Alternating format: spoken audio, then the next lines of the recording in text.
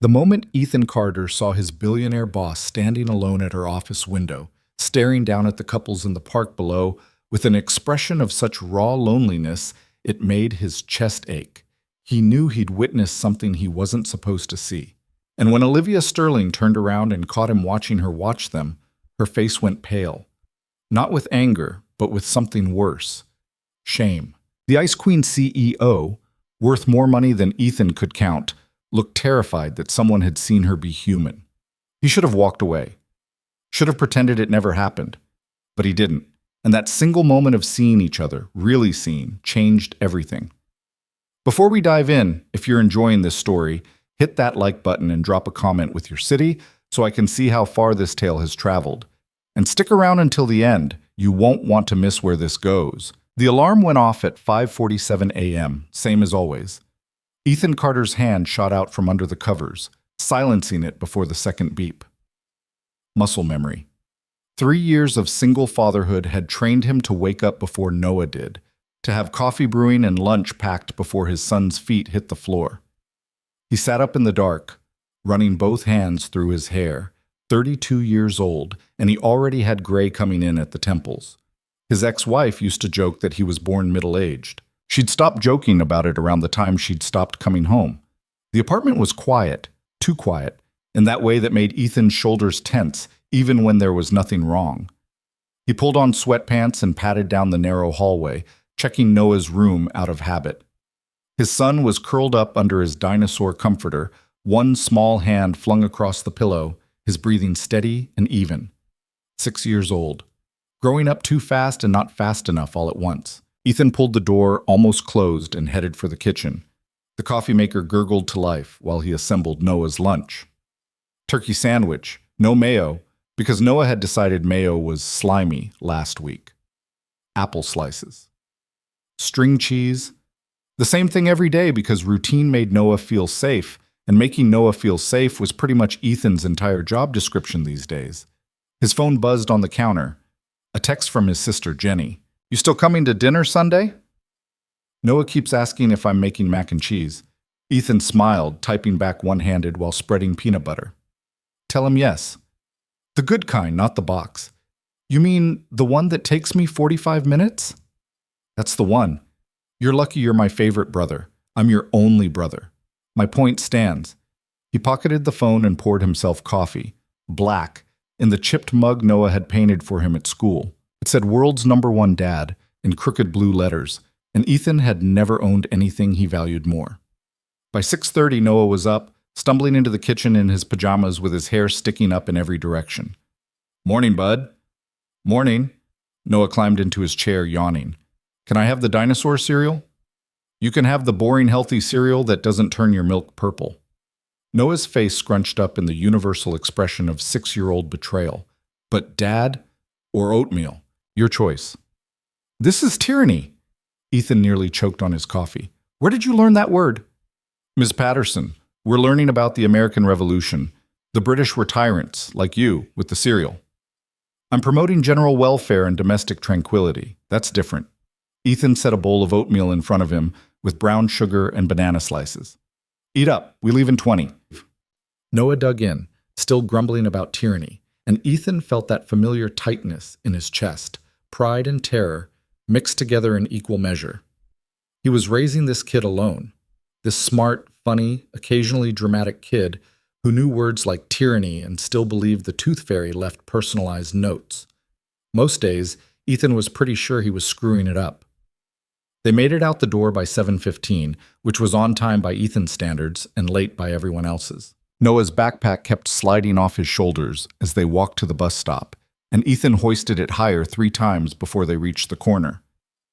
"You got everything? Homework? Library book?" "Yes, Dad." "Lunch?" "Yes." "Signed permission slip for the field trip?" Noah's face went blank. "Noah, I forgot." Ethan closed his eyes, counting to 5. "Okay, I'll bring it by the school on my lunch break." "Sorry." "It's fine. Just put it in your folder tonight when I sign it, okay? That's the system. We put important stuff in the folder." "I know, I just forgot." The bus rumbled up to the curb, brakes hissing. Ethan crouched down, eye level with his son, and gripped his shoulders gently. Have a good day. Learn stuff. Be kind. I will.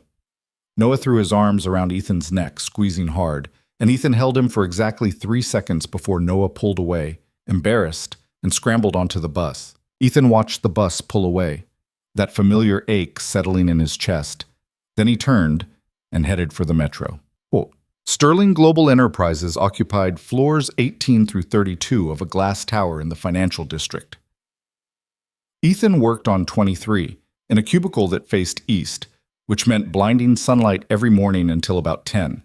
He'd asked facilities for blinds twice. Still waiting. He dropped his bag at his desk and logged into his computer, scanning the overnight emails. 3 from his manager, Alan. 2 from finance. 1 from Olivia Sterling's executive assistant with the subject line, revised Q3 projections, urgent. Ethan's stomach dropped. Emails from the CEO's office were never good news. He opened it, read it twice, then sat back in his chair and let out a slow breath. The projections he'd spent 2 weeks preparing, the ones Alan had already approved, needed a complete overhaul. New parameters, new datasets, new everything, and it was due by end of day Friday. Today was Thursday. Morning, Carter. Ethan looked up. Alan stood at the entrance to his cubicle, coffee in hand, looking like a man who'd slept well and had no idea his entire department was about to implode. Morning. Did you see the email from Ms. Sterling's office? Alan's expression didn't change. I did. This is a complete rebuild. There's no way. Then you'd better get started. Alan took a sip of his coffee. Ms. Sterling wants to review the revised projections personally. That means they need to be perfect. Ethan bit back about 6 different responses, none of them professional. Understood. Good man. Alan clapped him on the shoulder and walked away. Ethan stared at his screen, doing the math. If he stayed until midnight tonight, came in early tomorrow, skipped lunch, didn't take a single break, he might finish. Might.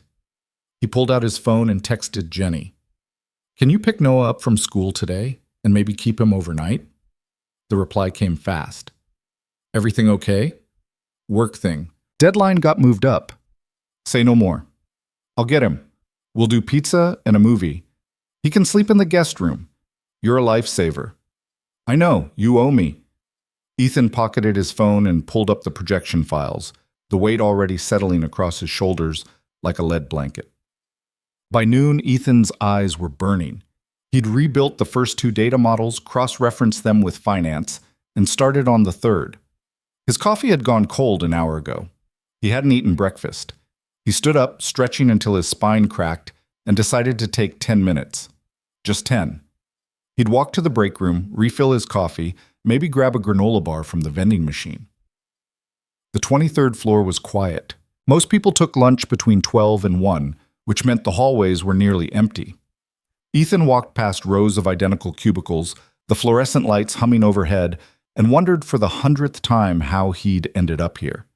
He'd wanted to be a teacher. That was the plan, back in college. History, maybe, or English. Something where he could actually make a difference.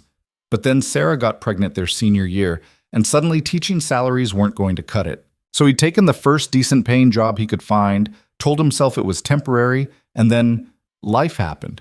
Marriage, baby, divorce, and now here he was, 32 years old, rebuilding financial projections on a Thursday afternoon while his kid ate lunch at school without him.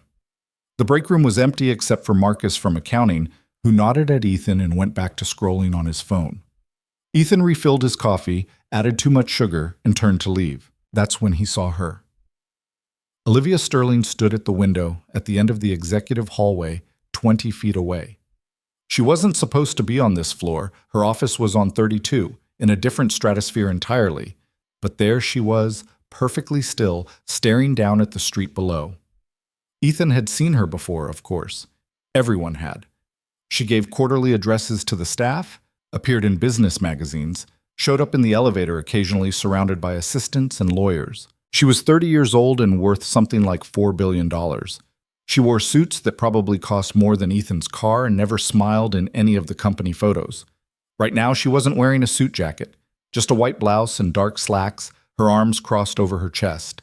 Her dark hair was pulled back in a neat ponytail, and from this angle, Ethan could see her face in profile. She looked— sad wasn't the right word. Lonely came closer. She was watching something in the park across the street. Ethan followed her gaze and saw a young couple on a bench, the woman laughing while the man gestured wildly, telling some story. They looked happy, carefree, the kind of people who didn't carry the weight of $1 billion company on their shoulders. Olivia's expression was unguarded in a way Ethan had never seen before, vulnerable, almost wistful, like she was watching something she wanted desperately but couldn't have. And then she turned her head and looked straight at him. Ethan froze. For a long, terrible moment, they just stared at each other. Olivia's face went pale, then flushed, and Ethan saw something flash across her features that looked a lot like panic. She'd been caught, seen, not as the billionaire CEO, but as a person standing alone at a window, longing for something simple. Ethan's brain screamed at him to move, to walk away, to pretend this never happened. But his feet didn't listen. "I'm sorry," he said, the words coming out too quiet. "I didn't mean to— It's fine." Her voice was clipped, controlled, back to CEO mode in half a second. She straightened her shoulders, her face smoothing into an unreadable mask. "You're Carter, correct? From analytics?" "Yes, ma'am." She nodded once, her gaze already shifting away from him, dismissing him. "Carry on." Ethan should have left, should have nodded and walked away and forgotten the whole thing. Instead, he heard himself say, "Are you okay?" Olivia's eyes snapped back to his, wide with surprise. For a moment, she looked almost fragile. Then the mask slammed back into place, harder this time. "That's an inappropriate question, Mr. Carter." "I know. I'm sorry." He took a step back, coffee cup still in hand. You looked— "I looked like what?" There was a challenge in her voice now, sharp and defensive. Ethan realized suddenly that he'd crossed a line he couldn't uncross. He was supposed to be invisible. Worker bees didn't notice when queens looked lonely, but he'd already started, so he finished. "You looked like someone who needed a friend." The silence that followed was brutal. Olivia stared at him like he'd just spoken a foreign language, her expression cycling through shock, anger, confusion, and something else Ethan couldn't name. Then she turned and walked away, her footsteps sharp and precise on the tile floor, and disappeared into the elevator bay. Ethan stood there, alone in the hallway, holding his terrible coffee, pretty sure he'd just talked himself into unemployment. He didn't get fired that afternoon, or that evening. By the time he left the office at 11:30 p.m., eyes blurring from staring at spreadsheets, he'd half convinced himself the whole thing had been a stress-induced hallucination, except it wasn't. Friday morning, Ethan arrived at 7 a.m. to finish the projections. His desk looked the same as always: monitor, keyboard, framed photo of Noah from last Christmas. But sitting in the center, on top of his mousepad, was a cream-colored envelope with his name written in elegant script. His hands were shaking when he opened it. The note inside was brief, handwritten on company letterhead. "Mr. Carter, effective immediately, you are promoted to senior analyst, reporting directly to my office. Your new compensation package and responsibilities are outlined in the attached documentation. Please see my assistant to schedule an introductory meeting at your earliest convenience.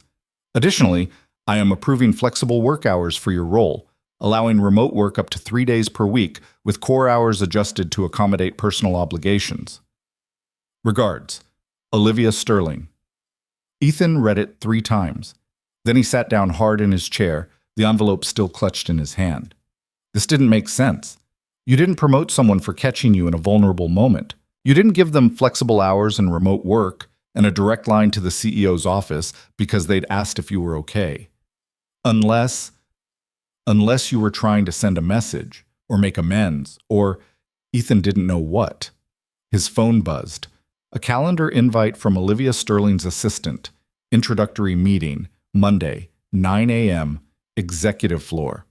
Ethan stared at it, his heart doing something complicated in his chest. He thought about Noah, about the permission slip he'd dropped off at school yesterday during his 10-minute lunch break, about the missed soccer games and late pickups and the guilty weight he carried every single day for not being enough. Flexible hours, remote work, a promotion. It felt like a trap, or a gift, or both. He accepted the meeting invite and got back to work. The weekend passed in a blur of normalcy. Noah stayed over at Jenny's Friday night, came home Saturday morning full of stories about how Aunt Jenny let him stay up until 10 watching superhero movies. They spent Saturday afternoon at the park, Noah climbing on the jungle gym while Ethan sat on a bench and tried not to think about Olivia Sterling standing at that window. Sunday was dinner at Jenny's, mac and cheese, as promised, plus roasted chicken and salad and the chocolate cake Noah loved. Jenny cornered Ethan in the kitchen while Noah was in the living room playing with her dog. "You look stressed." "I'm fine." "You're doing that thing where you rub your jaw. You only do that when you're anxious." Ethan dropped his hand, caught. "I got promoted." Jenny's eyes went wide. "That's amazing. Why do you look like someone died?" "It's complicated." "Uncomplicated." He told her the short version. The deadline, the encounter with Olivia Sterling, the promotion that appeared out of nowhere. Jenny listened, arms crossed, her expression shifting from curious to concerned. "So your billionaire boss saw you seeing her be human, and now she's promoting you and giving you flexible hours?" "Yes." "That's either the nicest thing I've ever heard or a setup for a lawsuit." "I know." Jenny leaned against the counter, studying him. "What do you think it is?" Ethan thought about Olivia's face in that hallway. The shock, the shame, the way she'd looked at him like he'd uncovered something she'd spent years hiding. "I think she's lonely," he said quietly, "and I think she doesn't know what to do about it." "And you're going to, what, be her friend?" "I don't know what I'm going to do." Jenny shook her head, but she was smiling a little. "You have the biggest heart of anyone I know, Ethan. Just be careful, okay? People with that much money and power don't play by normal rules." "I know. Do you?" He didn't answer. Monday morning arrived too fast. Ethan dropped Noah off at school, made it to the office by 8:30, and spent the next 20 minutes sitting in his car, trying to calm his nerves. At 8:55, he took the elevator to the 32nd floor. The executive level was a different world. Floor-to-ceiling windows, polished marble floors, art that looked expensive enough to fund a small country.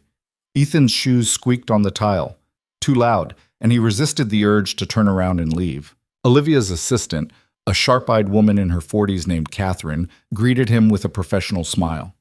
"Mr. Carter, Ms. Sterling is ready for you." She led him down a hallway to a corner office with a view that made Ethan's stomach drop.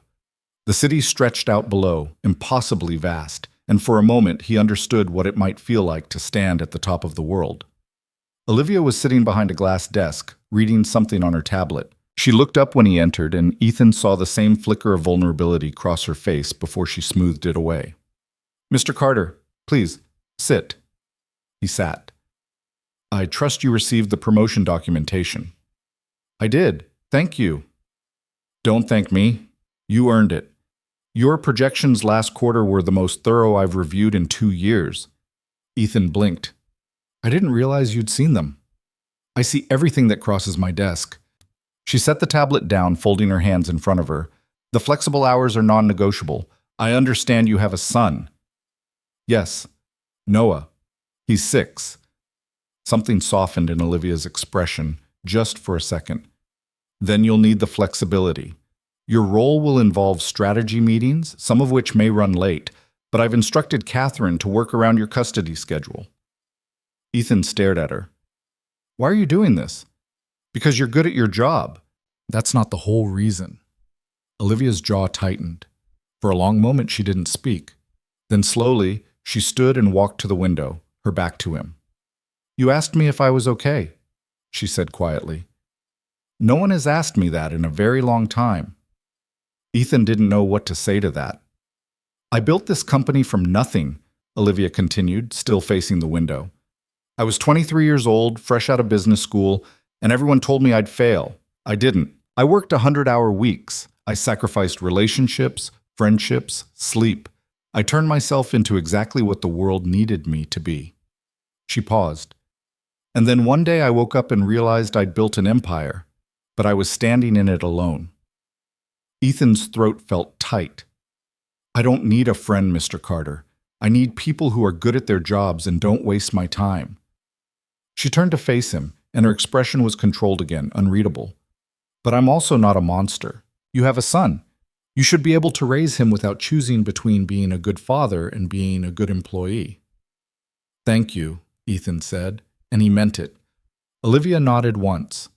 Catherine will brief you on your new responsibilities. You start Wednesday. That gives you tomorrow to arrange childcare and adjust your schedule. It was a dismissal, clear and professional. Ethan stood, nodding. He made it halfway to the door before he stopped and turned back. For what it's worth, he said, I think you're wrong. Olivia's eyebrows rose. About what? About not needing a friend. The silence stretched between them, fragile and uncertain. Olivia stared at him, and Ethan saw a dozen emotions flash across her face, surprise, anger, something that might have been hope. Then she looked away. Close the door on your way out, Mr. Carter. Ethan left. The first 2 weeks in his new role were a whirlwind. Ethan worked from home Mondays, Wednesdays, and Fridays, which meant he could take Noah to school, pick him up, help with homework, make dinner. On Tuesdays and Thursdays, he worked from the office, usually staying late for strategy meetings with Olivia and the senior leadership team. The meetings were intense. Olivia ran them like a general commanding troops, efficient, precise, ruthless. She didn't tolerate excuses or vague answers. If you hadn't done the work, she knew. If you were bluffing, she saw through it. But she was also brilliant. Watching her dissect a market analysis or restructure a failing division was like watching an artist work. She saw patterns no one else did, connections that seemed impossible until she explained them. Ethan found himself looking forward to the meetings, not just because the work was challenging, but because he got to see her, really see her, the way he had that day in the hallway. She was still guarded, still controlled, but every now and then he'd catch a glimpse of the person underneath. A dry joke during a presentation. A quiet moment of frustration when a project fell apart. The way her shoulders relaxed, just slightly, when someone brought her coffee exactly the way she liked it. He started bringing her coffee. It wasn't intentional, not at first. He'd stopped at the cafe downstairs one Thursday morning, ordered his usual, and on impulse added a second, black, 2 sugars. The way Catherine had mentioned once that Ms. Sterling preferred it. He brought it to the meeting, set it on the table in front of her without comment, and watched her blink in surprise. Thank you, she'd said, and something in her voice was different, softer. After that, it became routine. Every Thursday, Ethan brought 2 coffees to the strategy meeting. Olivia never asked him to, never thanked him again, but she always drank it, and sometimes, just sometimes, he'd catch her watching him with an expression he couldn't quite read. 3 weeks into his new role, they were the last ones in the conference room, packing up after a late meeting. It was past 8. The city lights glittered outside the windows, and the office felt empty and quiet. You should go home, Olivia said, closing her laptop. Your son will be wondering where you are. Jenny's watching him tonight. I have time. Olivia glanced at him, curious. Jenny? My sister. She picks up the slack when I work late. He zipped up his laptop bag. She's convinced she's Noah's favorite person. I don't have the heart to tell her she's right. A smile flickered across Olivia's face, so quick he almost missed it. You're lucky, she said quietly, to have family you can rely on. I am. Ethan hesitated, then took a chance. Do you have family? Nearby, I mean. The smile vanished. Olivia's expression closed off, and Ethan kicked himself for pushing too far. I have a mother in Connecticut, she said after a long pause. We speak twice a year, Christmas and her birthday. I'm sorry. Don't be. It's better that way. She picked up her laptop, her movements precise and controlled. She never approved of the company, thought I should have settled down, gotten married, had children, built a normal life. And you wanted this instead. I wanted to prove I could do something that mattered. Olivia looked at him, and for a moment the mask slipped. I'm still trying to figure out if I succeeded. Ethan didn't know what to say to that. So he said the only thing he could think of. I think you're doing better than you give yourself credit for. Olivia stared at him, something unreadable in her eyes. Then she turned away, gathering her things. Good night, Mr. Carter. Good night. He left first. walking to the elevator with the weight of her loneliness sitting heavy in his chest. The shift happened slowly, so gradually Ethan didn't notice it until it was already underway. The coffee runs became longer. Instead of just handing Olivia her cup and sitting down, they'd talk for a few minutes before the meeting started.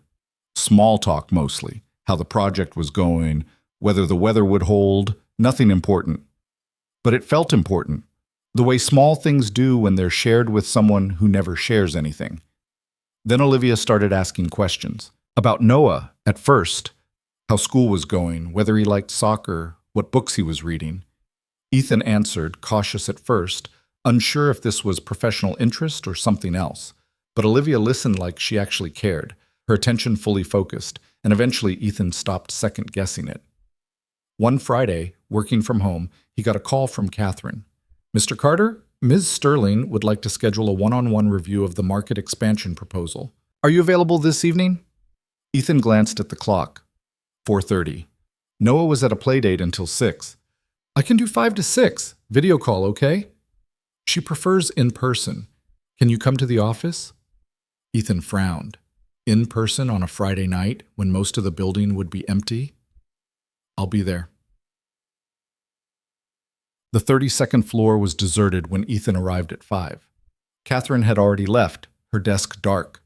Olivia's office door was open, light spilling into the hallway. She was standing at the window again, the same position he'd seen her in that first day. For a moment, Ethan wondered if he'd walked into a memory. Mr. Carter? Olivia turned and Ethan saw that she'd changed since this morning. No suit jacket, just a soft gray sweater and dark jeans. He'd never seen her in anything that wasn't formal business attire. She looked human. Thanks for coming, she said. I know it's late. It's fine. Ethan set his bag down, pulling out his laptop. You wanted to review the expansion proposal? Actually, no. Ethan paused. No? Olivia crossed her arms, and for the first time since he'd met her, she looked genuinely nervous. I lied. There's no review. She stopped, took a breath. I wanted to talk to you. Off the record. Ethan's heart did something complicated. Okay. Do you remember what you said to me that first day in the hallway? I asked if you were okay. You said I looked like someone who needed a friend. Olivia's voice was quiet, careful. I've been thinking about that. Ethan waited. I don't have friends, Mr. Carter. I have employees, business partners, acquaintances, people who want things from me. People I pay to manage my schedule and bring me coffee and make sure I don't forget my mother's birthday. She paused. But I don't have anyone I can just talk to without an agenda. Why are you telling me this? Because you brought me coffee every week for a month without asking for anything in return. Because you asked about my family and actually listened to the answer. Because she stopped, frustration flickering across her face. Because I don't know how to do this and I thought maybe you could help. Ethan stared at her. The billionaire CEO standing in her corner office asking him, a 32-year-old single dad from analytics, to teach her how to have a friend. Okay, he said. Olivia blinked. Okay? Yeah, we can be friends. Ethan smiled, feeling something loosen in his chest. But you have to stop calling me Mr. Carter. It's weird. A laugh escaped her, small, surprised, genuine. Ethan, then. And you have to let me bring Noah to one of these meetings sometime. He's been asking what I do at work, and I talk to important people about money isn't cutting it anymore. Olivia's expression softened. I'd like that. They stood there, the city lights spreading out below them, and Ethan realized he'd just crossed another line he couldn't uncross. This wasn't just a working relationship anymore. This was something else, something that felt a lot like the beginning of everything. Noah came to the office on a Wednesday afternoon in late October, clutching Ethan's hand and staring up at the glass tower with his mouth hanging open. This is where you work? This is it. It's really tall. 32 floors. Noah's eyes went wider. Do you work on the top? Sometimes. Ethan led him through the revolving doors into the marble lobby. Today we're visiting someone who does. The security guard at the desk recognized Ethan and waved them through with a smile. Noah pressed his face against the elevator glass as they rose, watching the lobby shrink below them. Dad, I can see the whole city. Not the whole city, but a lot of it. Is your boss really a billionaire? Ethan had tried to explain this carefully over breakfast, but 6-year-old logic didn't quite grasp the concept of $1 billion. Noah had asked if that meant she owned 100 toys, then 1,000, then given up and declared she must be super rich like Tony Stark. She is, but she's also a person just like anyone else. So we're going to be polite and respectful, okay? I'm always polite. I know you are, bud. The elevator doors opened on the 32nd floor, and Catherine was waiting for them, her usual professional smile in place. Mr. Carter, and this must be Noah. Noah stuck out his hand like Ethan had taught him. Nice to meet you, ma'am. Catherine's smile warmed, and she shook his hand solemnly. Very nice to meet you too, monsieur. Sterling is expecting you both. She led them down the hallway to Olivia's office, knocked once, and opened the door. Olivia stood from behind her desk, and Ethan saw her expression shift. Polite interest to genuine curiosity to something that looked almost like nervousness. She smoothed her hands down the front of her blazer, a gesture Ethan had learned meant she was uncertain. Ethan, Noah, thank you for coming. Noah looked up at his dad, then back at Olivia, then, because he was 6 and had no filter, blurted out, "You're really pretty."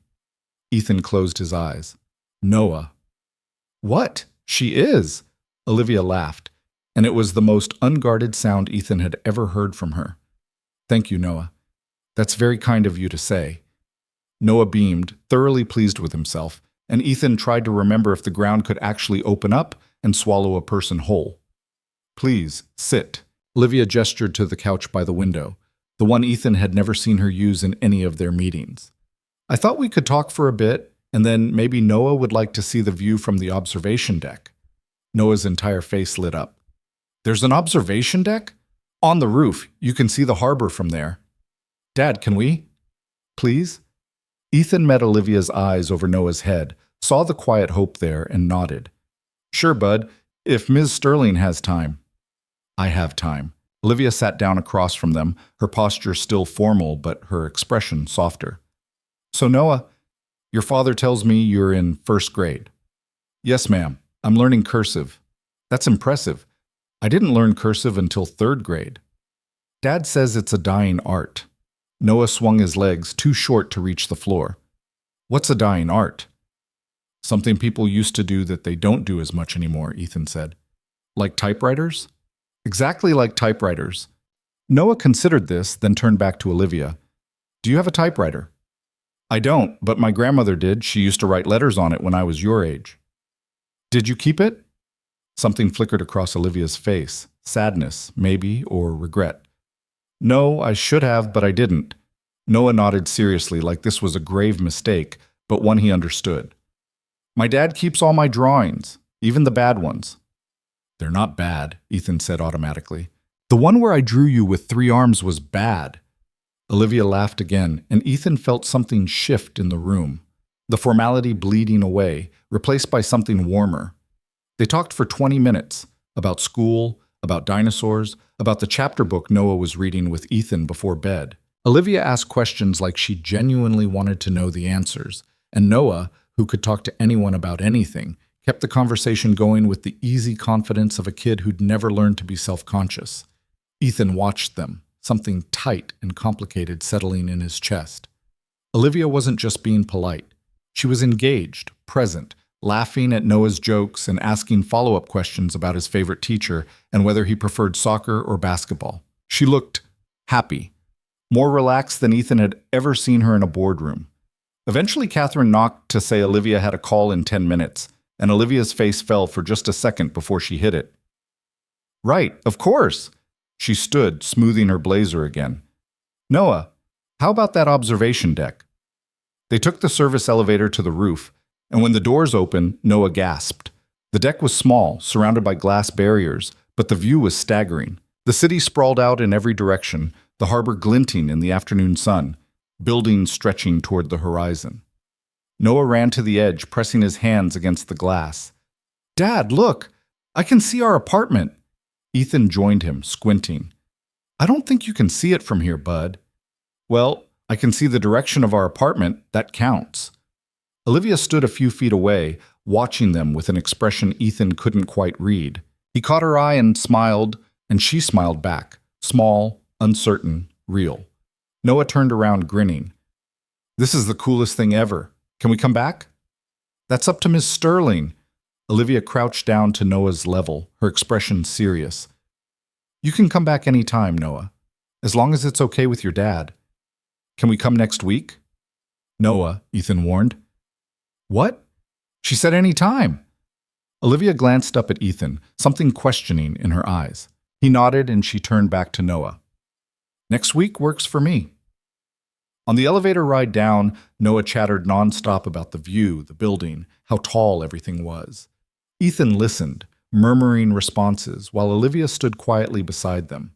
Just before the doors opened in the lobby, Noah looked up at her and said, "I like you, Ms. Sterling. You're nice."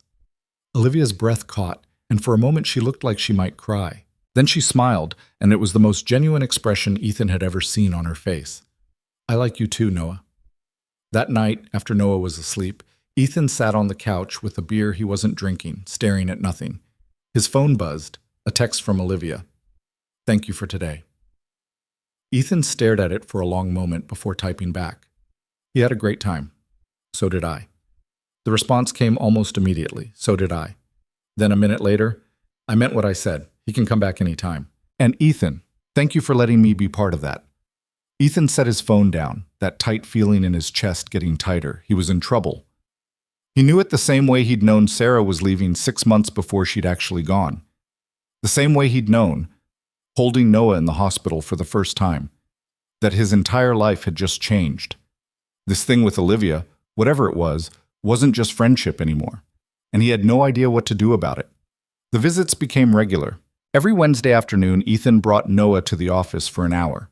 They'd sit in Olivia's office or walk around the building or go up to the observation deck, and Noah would talk about school while Olivia listened like he was the most interesting person in the world. Ethan watched it happen, the way Olivia softened around his son. She started keeping a jar of candy on her desk.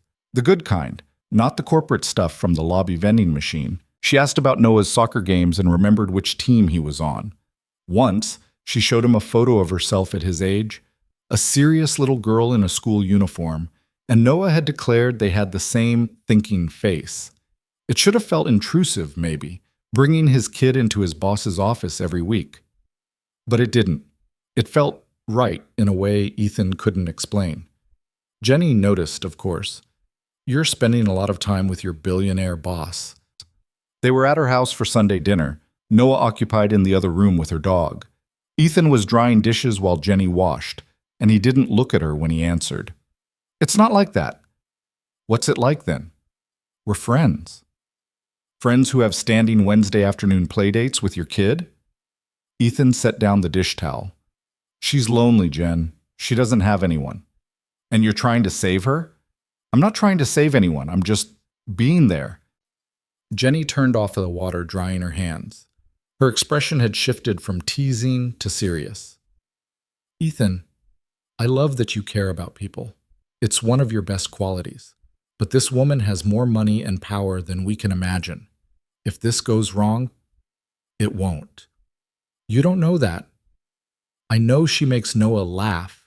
I know she asks about my week and actually listens. I know she gave me flexible hours so I could be a better dad." Ethan met his sister's eyes. "I know she's a good person who's been alone for too long, and if I can make that a little better, I'm going to." Jenny studied him for a long moment. Then she sighed, shaking her head. "You're falling for her." "I'm not." "Yes, you are. And unless I'm completely misreading this, she's falling for you too." Ethan didn't have an answer for that. The shift happened on a Thursday in November. Ethan stayed late for a strategy meeting that ran until 9. By the time it ended, the office was empty except for him and Olivia, still sitting across from each other in the conference room with cold coffee and the remnants of their presentation scattered across the table. "We should call it," Olivia said, rubbing her eyes. "We're not going to solve the supply chain issue tonight." "Agreed." Ethan started packing up his laptop, then paused. "Have you eaten?" Olivia blinked. "What?" "Dinner. Have you had any?" "I don't usually." She stopped, reconsidering. "No, me neither." There's a diner 2 blocks from here. Good burgers, open late. You want to go? He watched her process the question, saw the exact moment she understood what he was asking. Not a work dinner, not a professional obligation. Just 2 people getting food because they were hungry and tired and didn't want to go home to empty apartments yet. Okay, she said. They walked to the diner in silence. The November air cold enough to make Ethan zip his jacket. Olivia didn't have a coat, she'd left it in her office, and he saw her shiver. Here. He shrugged out of his jacket and held it out. I'm fine. Olivia, take the jacket. She took it, wrapping it around her shoulders, and Ethan tried not to notice how small she looked in it, how the gesture felt more intimate than it should have. The diner was nearly empty, just a couple of truckers at the counter and an older woman in a back booth. They slid into a table by the window and a waitress appeared with menus and coffee. What's good here? Olivia asked, studying the laminated menu like it was a contract negotiation. Everything, but the burger's the safest bet. I haven't had a burger in years. Ethan stared at her. Years? I have a nutritionist, meal plans. It's easier than thinking about it. She set down the menu. But I'm getting the burger. When the food came, Olivia took 1 bite and closed her eyes, making a sound that Ethan definitely should not have found, as attractive as he did. This is incredible. Told you. They ate in comfortable silence for a while, the diner's fluorescent lights buzzing overhead. Then Olivia set down her burger and looked at him, something uncertain in her expression. Can I ask you something? Sure. Why did you agree to this? The friendship, I mean. You could have said no when I asked. Ethan thought about it, trying to find the right words. You want the honest answer? Always. Because I saw you standing at that window, looking at those people in the park, and I recognized that look, that loneliness. I felt it too after Sarah left, like everyone else is living in color, and you're stuck in black and white. He paused. I didn't want you to feel like that anymore. Olivia's eyes were bright, almost glassy. She looked away, out of the window at the empty street. I built everything I have by keeping people at a distance, she said quietly.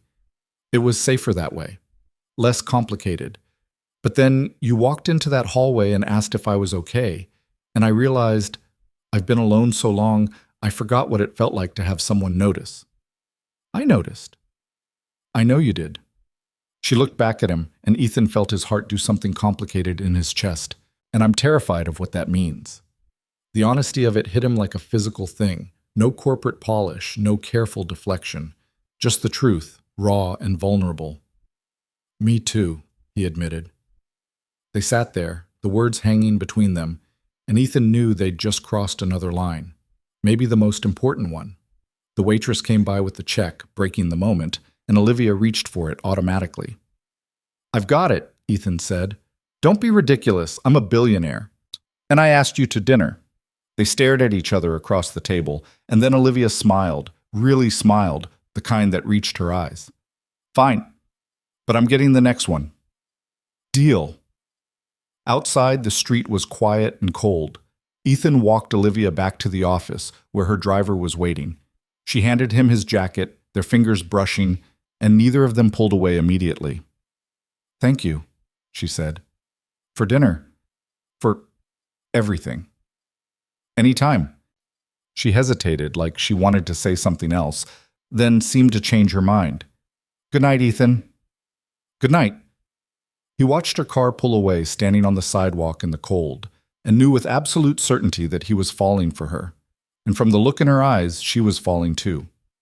The holidays came fast. Thanksgiving was at Jenny's, and Ethan spent the whole day helping cook while Noah watched the parade on TV. It was loud and chaotic and perfect, except for the moment when Jenny pulled him aside in the kitchen. You're distracted. I'm fine. You've checked your phone 6 times in the last hour. Ethan pocketed his phone, caught. Sorry. Is it her? He didn't need to ask who she meant. She's alone today. Her mom didn't invite her, and she doesn't have anyone else.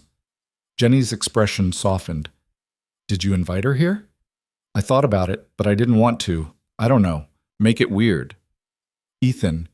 Jenny gripped his shoulder. Invite her. We have more than enough food, and no one should be alone on Thanksgiving. Are you sure? I'm sure. Call her. Ethan pulled out his phone, hesitated, then sent the text before he could overthink it. We're at my sister's. Tons of food, loud family, terrible TV. You're welcome to join if you want. No pressure. The response came 5 minutes later. Are you sure? I don't want to intrude. You're not intruding. Jenny insists, and Noah will be thrilled. Another pause. Okay, send me the address. Olivia showed up an hour later in dark jeans and a cream sweater, holding a bottle of wine that probably cost more than Ethan's car. She looked nervous, almost shy, and when Noah saw her, he shouted her name and ran over to hug her legs. You came! I did. Olivia crouched down, smiling. Is that okay? It's awesome. Come on, Aunt Jenny made pie and there's football and… Jenny appeared from the kitchen, wiping her hands on a towel. You must be Olivia. I'm Jenny. Thank you so much for the wine. You didn't have to. Thank you for having me. Olivia shook her hand, still looking uncertain. I hope I'm not imposing. Are you kidding? The more the merrier.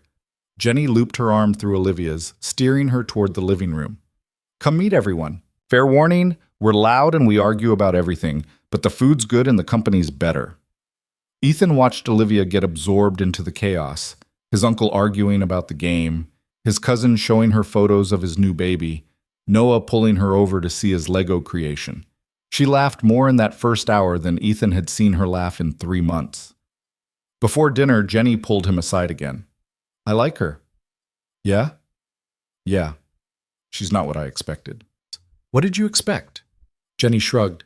I don't know. Someone colder, I guess. More corporate. But she's just a person. A lonely person who needed somewhere to belong.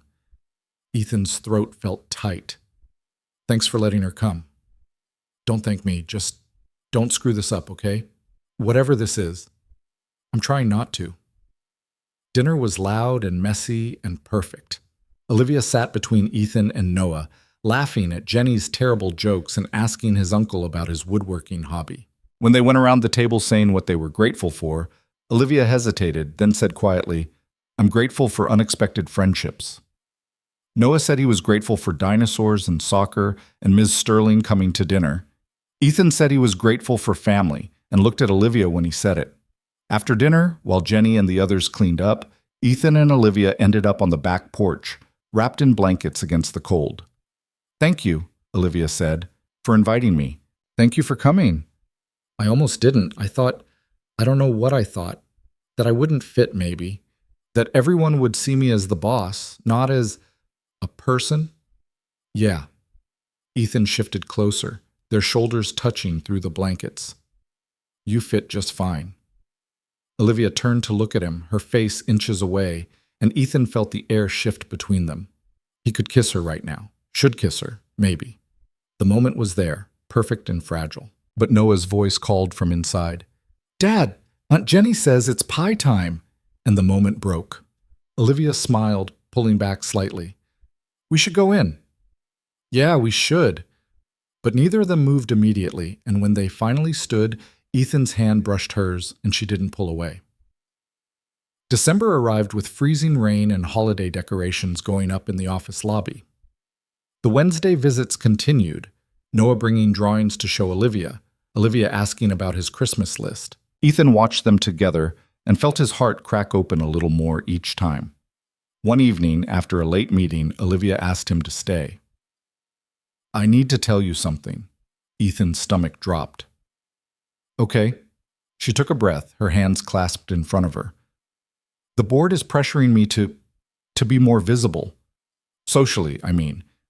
They think it's good for the company image if I'm seen out, attending events, that sort of thing. Makes sense. They want me to bring someone. A date. She met his eyes. I was going to make an excuse, say I was too busy, but then I thought, what if I didn't? Ethan's heart was pounding. What are you saying? I'm saying there's a gala next Friday. Industry thing. Very boring. Lots of people in expensive clothes pretending to care about networking. And I'm asking if you'd come with me. As your date? Yes, as my date. She looked terrified saying it, her confidence stripped away. I know it's crossing a line. I know it's complicated with work and with Noah and with everything, but I want you there. Not because I need someone on my arm, but because I want to spend the evening with you. Ethan should have thought about it, should have considered the implications, the risks, what it would mean for his job and his life, and Noah.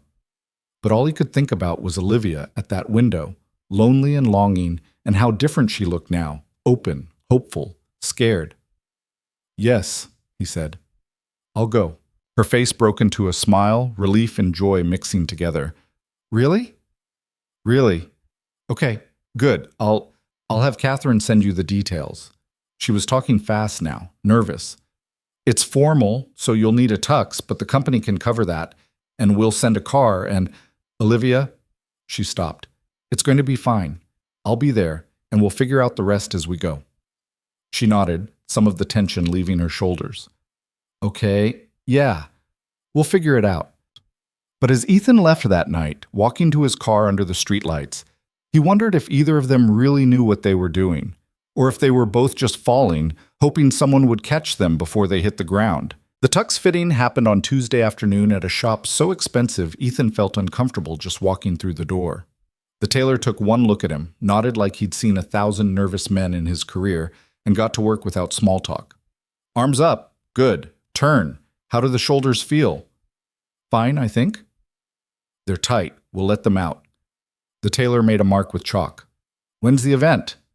"Friday." "Cutting it close." Another mark. "But we'll manage. You have shoes?" Ethan looked down at his work shoes, suddenly aware of how scuffed they were. "I was going to." "We'll handle it. Size 10? 10.5. The tailor disappeared into the back, leaving Ethan standing in front of a three-way mirror in pants that cost more than his monthly grocery budget. He looked like himself, but different, polished, like someone who belonged at a gala with a billionaire on his arm. His phone buzzed. "Jenny, how's it going? I look like I'm about to sell you a luxury car. That good, huh? Listen, I can watch Noah Friday night. Sleepover, the whole deal. You don't need to rush home." Ethan stared at the message, his stomach doing something complicated. "You sure?" "Positive. Go have fun. Try not to overthink it. Too late for that." When the tailor came back with shoes and a selection of ties, Ethan picked the simplest one, dark blue, no pattern, and tried not to think about what Friday actually meant. A date. A real one. With Olivia. He'd been on exactly 3 dates since Sarah left, all of them disasters orchestrated by well-meaning friends who thought he needed to get back out there. One woman had spent the entire dinner talking about her ex. Another had asked if he was looking for a mother for Noah within 10 minutes of sitting down. The third had been nice enough, but there'd been no spark, no connection, and they'd both known it before the appetizers arrived.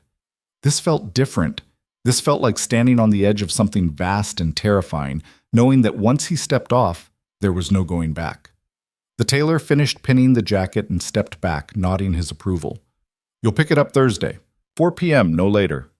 "Got it. Thank you." "And Mr. Carter?" The tailor's expression softened slightly. "Whoever she is, she's lucky." Ethan didn't correct him about who was lucky. He just nodded and left. Wednesday afternoon, Noah came to the office with a drawing he'd made in art class.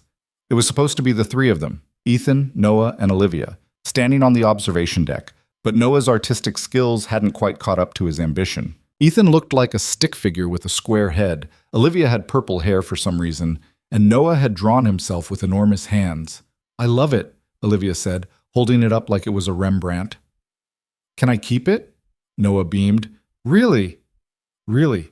I'll put it right here." She cleared a spot on her desk, next to her computer monitor, and set the drawing down carefully. "There. Perfect." "Miss Sterling, are you going somewhere fancy with my dad?" Ethan nearly choked on his coffee. "Noah." "What? Aunt Jenny said you had a date." Olivia's eyes went wide, and she looked at Ethan, clearly trying not to laugh. "Aunt Jenny talks a lot, doesn't she?" "She really does," Ethan muttered. "Is it a date?" Noah pressed. "Because dates are when grown-ups go out and eat food and talk about boring stuff." "That's actually pretty accurate," Olivia said. She crouched down to Noah's level, her expression gentle. "Yes, your dad and I are going to an event together on Friday. Is that okay with you?" Noah considered this with the seriousness of a Supreme Court judge. "Are you going to kiss?" "Noah, what? That's what people do on dates. Tommy's mom has a boyfriend, and they kiss all the time, and it's gross. Olivia bit her lip, clearly fighting a smile. I don't know if we're going to kiss, but if we do, I promise it won't be gross. Okay. Noah seemed satisfied with this answer. Can I have some of that candy? Crisis averted, Noah wandered over to the jar on Olivia's desk while Ethan tried to remember how to breathe. Olivia stood, crossing her arms, and raised an eyebrow at him. So, Aunt Jenny knows. Aunt Jenny knows everything. It's her superpower. And she approves? She thinks I'm falling for you, and I'm probably going to screw it up, but yes, she approves. The words hung in the air between them, too honest and too raw. Olivia's expression shifted. Surprise, then something softer, more vulnerable. Are you? She asked quietly. Falling for me? Ethan's heart was pounding so hard he could hear it in his ears. Noah was 10 feet away, happily eating candy and humming to himself, completely oblivious to the fact that his dad's entire world was currently tilting on its axis. Yeah, Ethan said. I am. Olivia's breath caught, and for a moment she just stared at him. Then she stepped closer, her voice barely above a whisper. I'm terrified. Me too. I don't know how to do this. Any of this. Dating, relationships. I've spent 10 years building walls, and now you're here and they're all falling down, and I don't know how to stop it. Maybe you don't have to stop it. She looked up at him, and Ethan saw everything in her eyes, fear and hope and longing all tangled together. He wanted to kiss her, wanted it so badly his hands were shaking, but Noah was right there, and this moment felt too important to rush. Friday, Olivia said. We'll figure it out Friday. Okay. Noah turned around, holding up a piece of candy. Ms. Sterling, what's this one? It's purple. Olivia pulled herself together, stepping back, her professional mask sliding into place. But when she glanced at Ethan, the mask slipped just enough for him to see the truth underneath. She was falling too. Thursday night, Ethan couldn't sleep. He lay in bed staring at the ceiling, running through every possible disaster scenario his brain could conjure. What if he said the wrong thing at the gala? What if someone asked who he was and he had to explain he was just an analyst? What if Olivia's board members decided he wasn't good enough, wasn't wealthy enough, wasn't enough, period? What if she realized the same thing? At 2 a.m., his phone lit up with a message. Can't sleep. It was from Olivia. Ethan typed back, me neither. Nervous? Terrified. Me too. There was a pause, then another message. I keep thinking about what could go wrong tomorrow. All the ways I could mess this up. You're not going to mess it up. You don't know that. Ethan stared at the screen, then typed carefully. I know you're brilliant and kind and braver than you think you are. I know Noah asks about you every single day. I know you kept his drawing on your desk. And I know that whatever happens tomorrow, we'll get through it together. The 3 dots appeared, disappeared, appeared again. Finally, thank you for seeing me, the real me, always. Good night, Ethan. Good night. He set his phone down, something warm settling in his chest despite the nerves. They were doing this. Tomorrow they were really doing this, and terrifying or not, he couldn't wait. Friday arrived with cold rain and gray skies.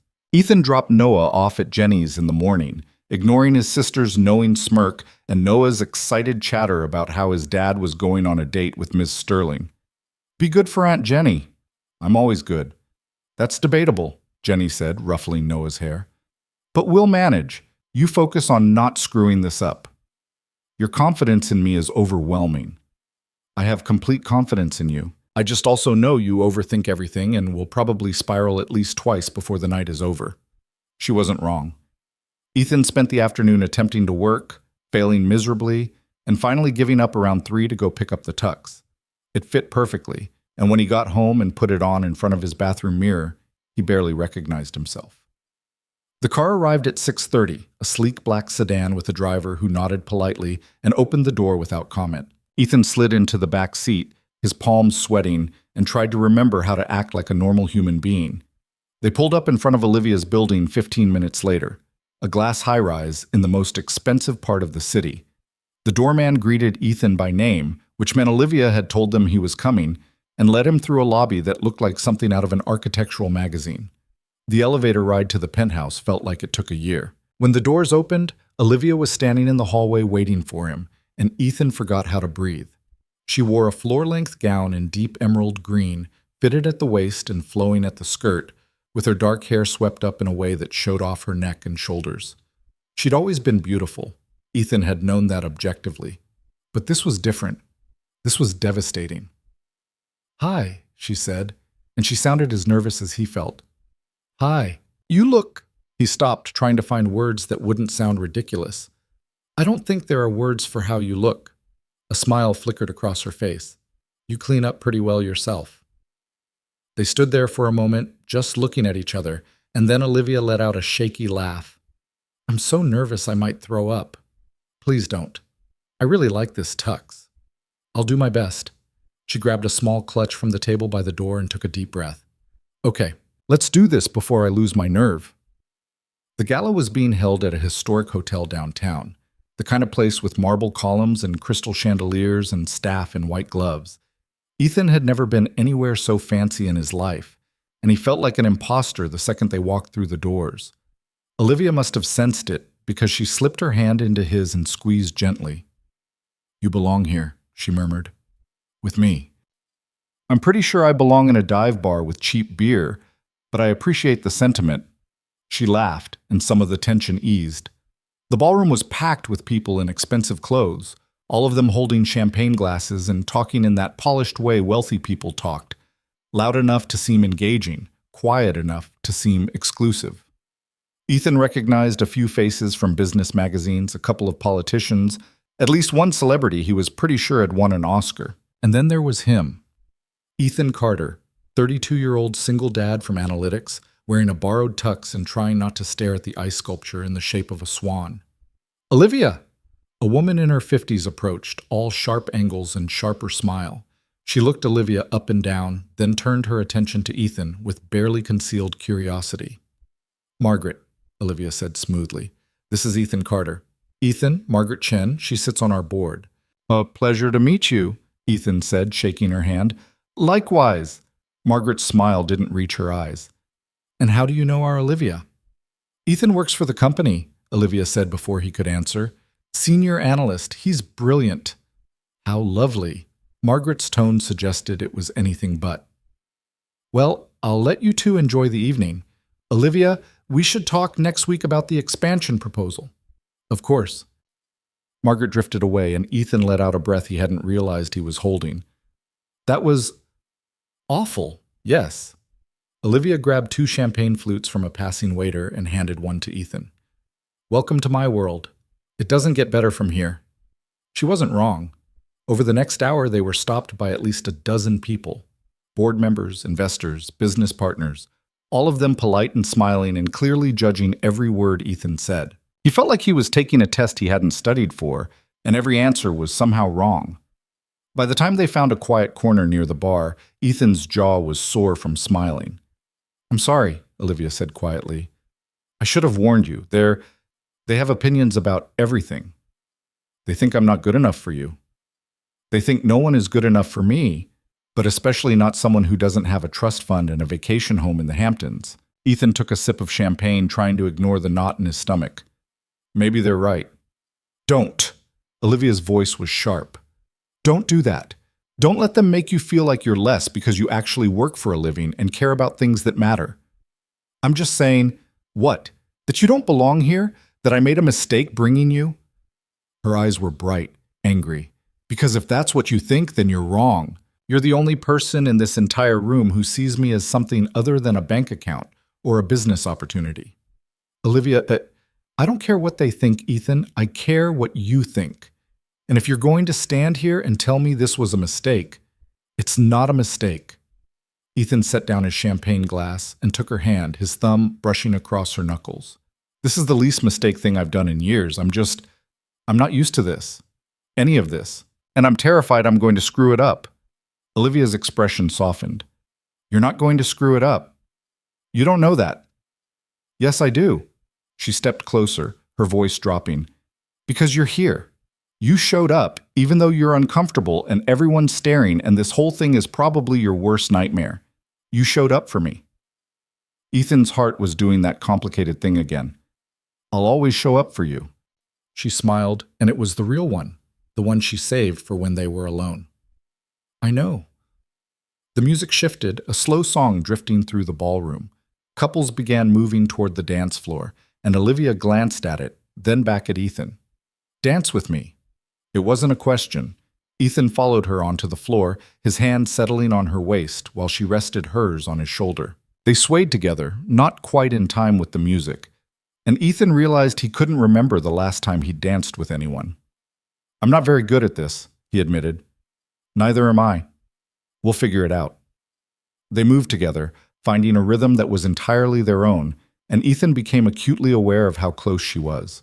The warmth of her body against his, the scent of her perfume, something subtle and expensive, the way her hand tightened slightly on his shoulder when he pulled her closer.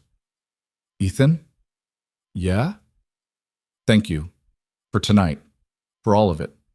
He looked down at her, at the vulnerability in her eyes, and felt something shift in his chest. This was it. The moment he'd been waiting for, terrified of, hoping for. Olivia, I need to tell you something. Okay. I know this is complicated. I know there's a million reasons why this is a bad idea. But I don't care about any of them. He took a breath, his heart pounding. I'm falling in love with you. I think I have been since that day in the hallway when I saw you looking out that window. And I know it's fast and I know it's messy, but I need you to know. Olivia stopped moving. For a terrible moment, Ethan thought he'd miscalculated everything, that he'd ruined it with honesty. Then she kissed him. It was soft and urgent at the same time, her hand sliding up to cup the back of his neck, while his arm tightened around her waist. The ballroom disappeared. The people, the music, the judgment, until it was just the two of them, finally giving in to what had been building for months. When they pulled apart, both breathing hard, Olivia rested her forehead against his. I'm falling in love with you too, she whispered, and it terrifies me. We'll figure it out. You keep saying that, because I believe it. She kissed him again, slower this time, and Ethan felt like he was standing on the edge of a cliff, about to jump, finally ready to trust that someone would catch him. They left the gala early, slipping out through a side door while everyone else was distracted by speeches. The driver took them back to Olivia's building, and they rode the elevator to her penthouse in silence, their hands intertwined. When the doors opened, Olivia turned to him, nervous again. Do you want to come in?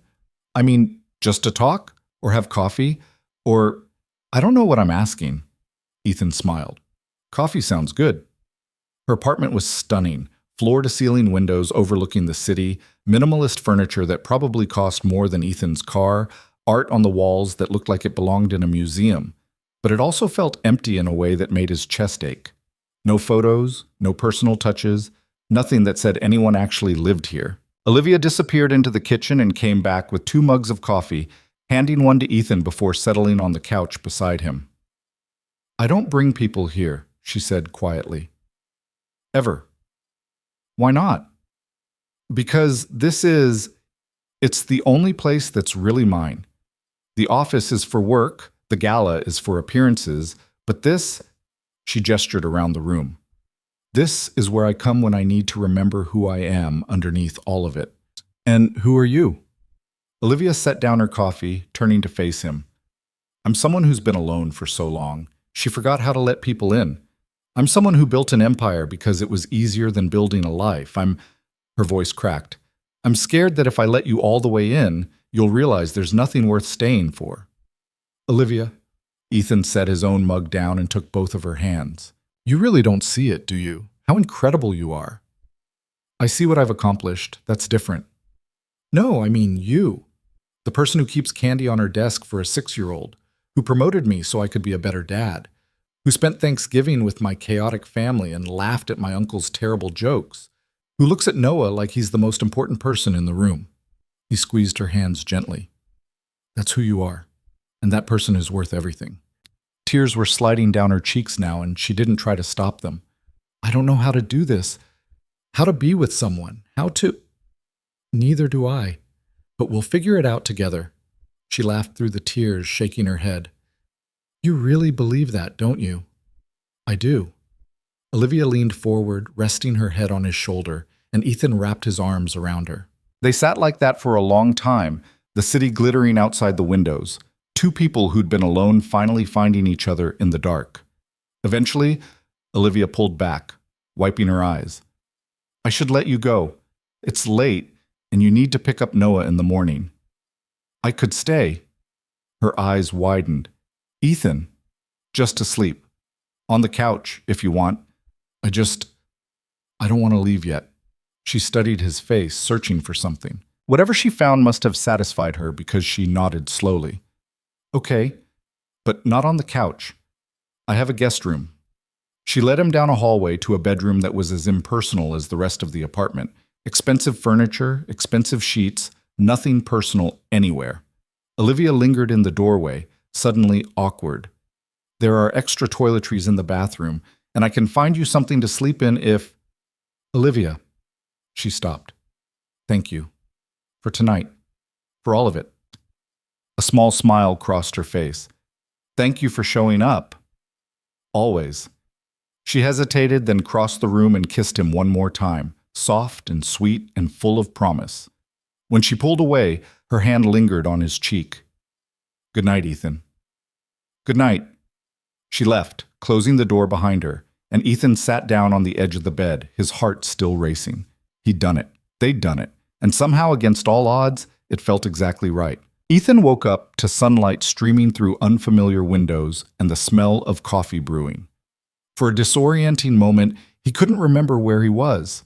Then it all came rushing back. The gala, the kiss, Olivia's tears and his promises, and the feeling that his entire life had just shifted onto a new axis.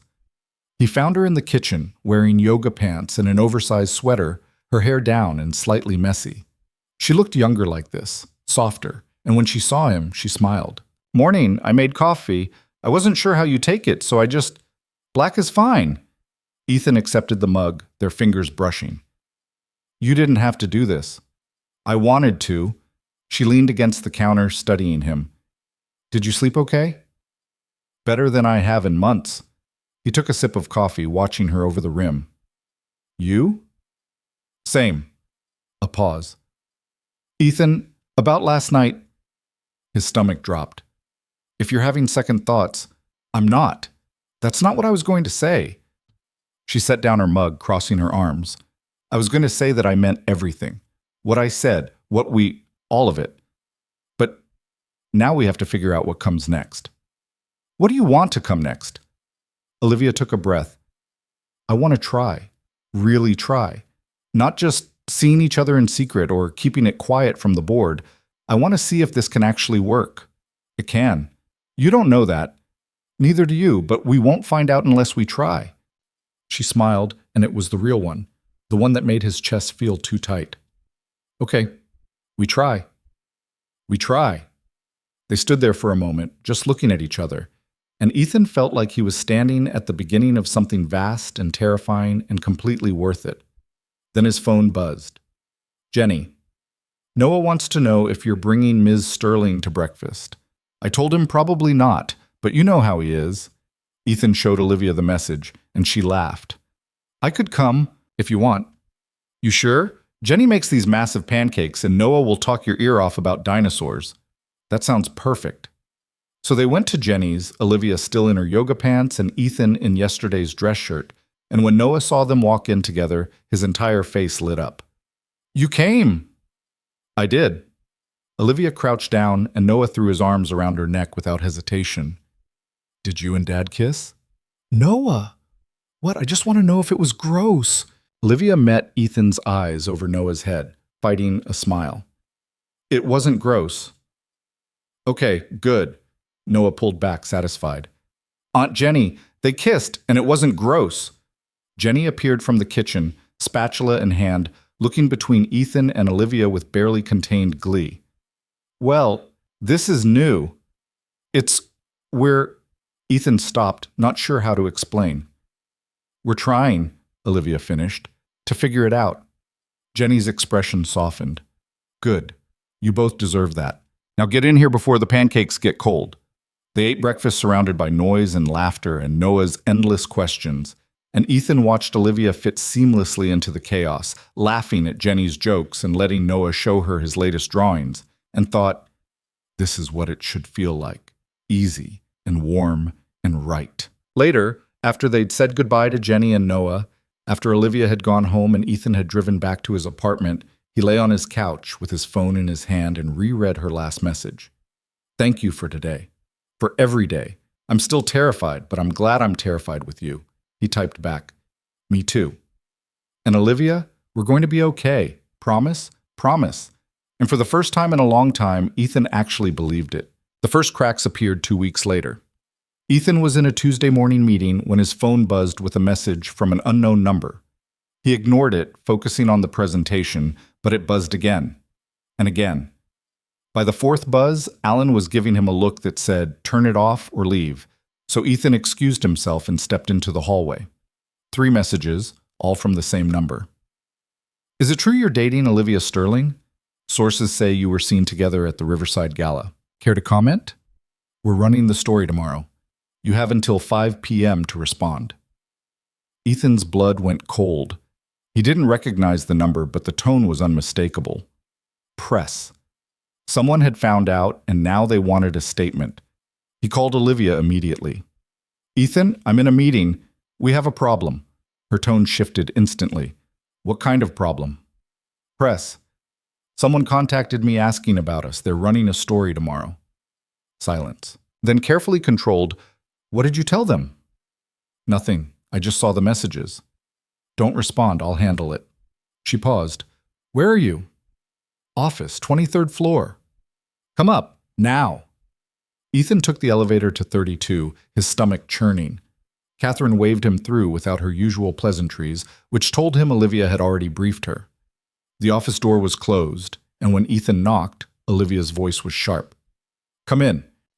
She was standing at her desk, phone pressed to her ear, her free hand gripping the edge so hard her knuckles were white.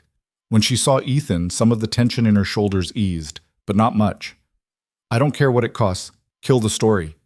A pause. Then threaten them with legal action. We have a team for this, Marcus. Use them. Another pause, longer this time. Fine. Do what you need to do. Just make it disappear. She hung up and set the phone down carefully, like she was worried she might throw it otherwise. How bad is it? Ethan asked. Bad enough. Someone at the gala talked. Probably Margaret or one of her friends. They gave a quote about you being unsuitable and clearly after my money. Olivia's jaw was tight. I'm handling it. How? The same way I handle everything. Money, lawyers, and making it very clear that anyone who crosses me will regret it.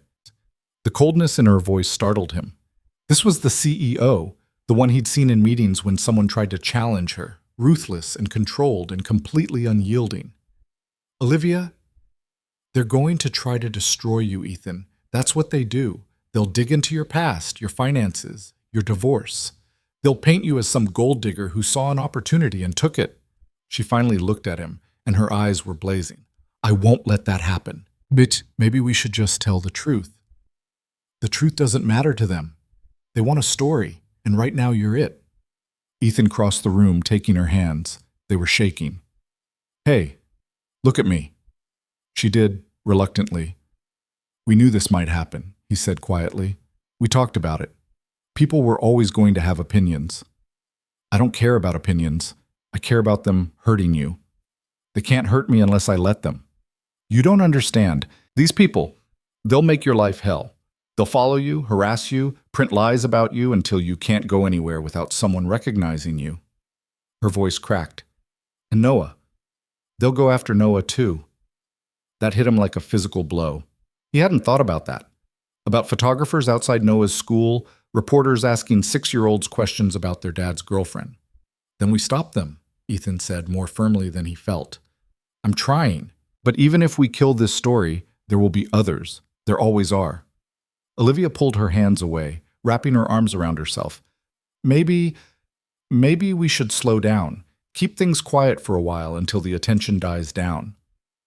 You want to hide. I want to protect you. By pretending we're not together? By being smart about this. Her voice rose, sharp with frustration.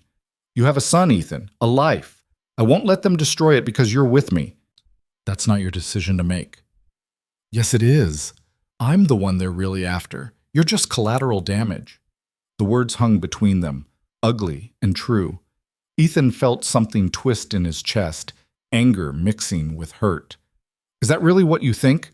That I'm just some, casualty of your fame? That's not what I meant. Then what did you mean? Olivia's expression crumpled, and she turned away, her hands pressed to her face. I don't know. I'm scared, and I'm angry, and I don't know how to fix this. Ethan wanted to comfort her, wanted to pull her into his arms and promise everything would be okay. But he was scared too, and angry, and the weight of what they were facing suddenly felt crushing. I need to think, he said quietly, about what this means. For Noah, for everything. Olivia didn't turn around. Okay. I'll call you later. Okay. He left, and the elevator ride down felt like the longest of his life. That night, Ethan sat Noah down after dinner and tried to explain in 6-year-old terms that some people might start asking questions about Miss Sterling. What kind of questions? About whether Dad and Miss Sterling are friends. Special friends. Noah tilted his head, processing. Like boyfriend and girlfriend. Yeah, like that. But you were boyfriend and girlfriend. You kissed and everything. I know, but some people think it's complicated. Because Ms. Sterling is my boss and she's very important. So if anyone asks you questions, you don't have to answer them. You can tell them to talk to me instead. Noah frowned, clearly sensing something was wrong. Is someone being mean to you? No, bud. I just want to make sure you're safe, that's all. Is Ms. Sterling safe? The question caught Ethan off guard. What? You said you want me to be safe, but what about Ms. Sterling? Is she safe too? Ethan pulled Noah into a hug, his throat tight. I'm going to make sure we're all safe, I promise. But even as he said it, he wasn't sure he could keep that promise. The story ran anyway. Ethan saw it Friday morning, scrolling through his phone while Noah ate breakfast. The headline was exactly as bad as he'd feared. Sterling Global CEO, dating employee, conflict of interest or true love. The article was worse. It called him a mid-level analyst and recent divorcee with a young son, painting him as either an opportunist or a victim, depending on which paragraph you read.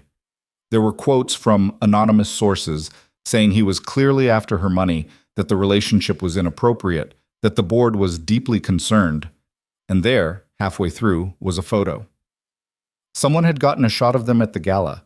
Ethan's hand on Olivia's waist, her head tilted toward him, both of them smiling.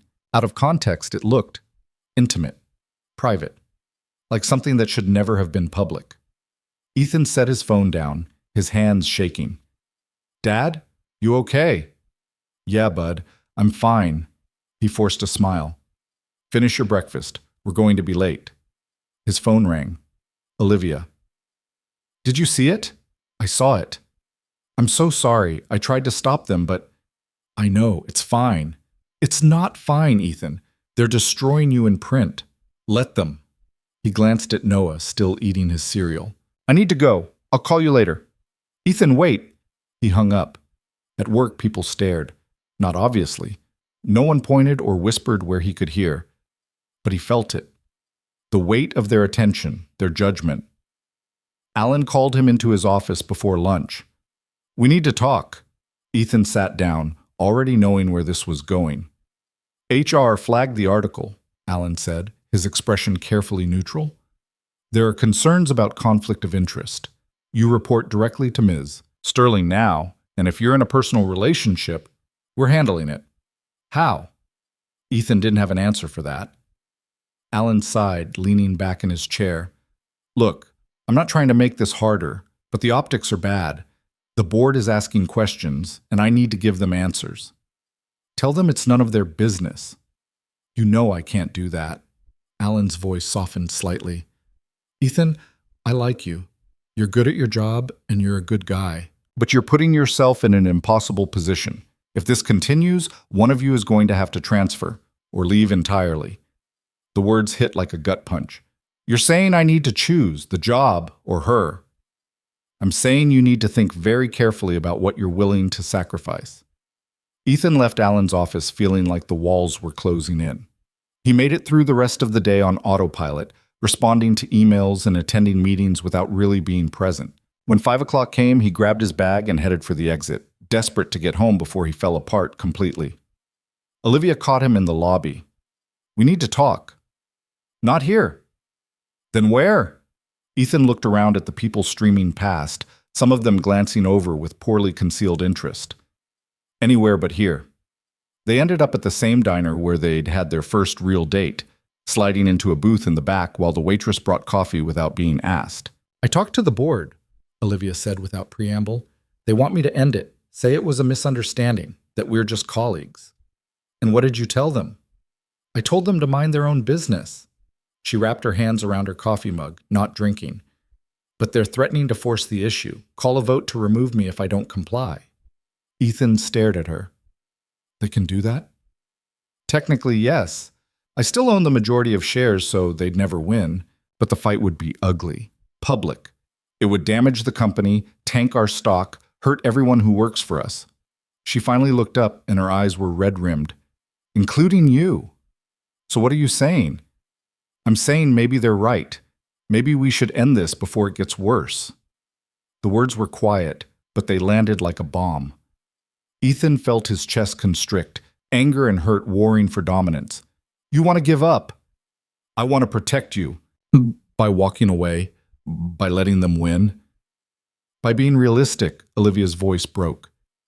Ethan, they're going to destroy us. Both of us. Is that really what you want?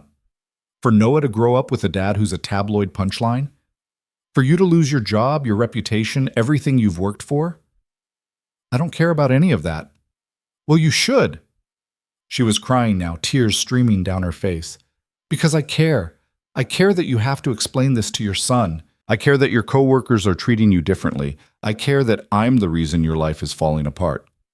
My life isn't falling apart. Yes, it is. And it's my fault. Ethan reached across the table, grabbing her hand. Stop. Just stop. None of this is your fault. How can you say that? If you weren't with me, if I weren't with you, I'd still be alone. Going through the motions, pretending I was fine when I wasn't. You changed that. You made me feel... He stopped, his own voice breaking. You made me feel like I could be happy again, like I deserved to be. Olivia squeezed his hand, her tears falling faster now. You do deserve it. You deserve everything. That's why I can't let you throw it all away for me. That's not your decision to make. Then what do we do? Because I don't see a way forward that doesn't hurt you. Ethan didn't have an answer. He sat there, holding her hand across a diner table, and felt the full weight of what they were facing. The board, the press, the impossible choice between love and everything else. I don't know, he admitted finally, but I know I'm not ready to give up on us. Not yet. Olivia's expression crumpled, and she nodded, wiping her eyes with her free hand. Okay, not yet. They sat in silence, drinking bad coffee and trying to figure out how to survive what was coming. The weekend brought no relief. Ethan kept Noah home, avoiding the park and the grocery store and anywhere they might be recognized. Jenny called twice, offering to take Noah so Ethan could breathe, but he couldn't bring himself to let his son out of his sight. Olivia texted Saturday morning. The board called an emergency meeting Monday. They're demanding I make a statement about us. What are you going to say? I don't know yet. We should talk. In person. Okay. Tomorrow? Tomorrow. Sunday afternoon, Olivia came to Ethan's apartment for the first time. It was small and cluttered and nothing like her penthouse. But she walked in without comment, accepting the coffee he offered and sitting on the couch like she belonged there. Noah was at Jenny's, giving them space to talk. This is a nice place, Olivia said, looking around at the photos on the walls. Noah at various ages, Jenny's family, Ethan's parents who'd passed when he was in college. It's small. It's home. She picked up a framed photo of Noah from the side table, smiling at his gap-toothed grin. He's lucky to have you. I'm lucky to have him. Olivia set the photo down carefully, turning to face him. Ethan, I've been thinking about what Alan said, about the board, about everything. His stomach dropped. And? And I think there might be a way through this, but it's going to require some changes. What kind of changes? I talked to my lawyer. If we disclose the relationship officially to HR and the board, if you transfer to a different department where you don't report to me, and if we agree to keep things professional at work, they can't force me to end it. It wouldn't be a conflict of interest anymore. Ethan processed this. You want me to transfer? I want us to have a chance, and this is the only way I can see to make that happen without destroying everything. What if I don't want to transfer? I like my job. I'm good at it. You'd still have a job, a good one, just in a different division. Olivia leaned forward, her expression pleading. Please, I know it's not ideal, but it's better than the alternative. Which is what? You choosing the company over me?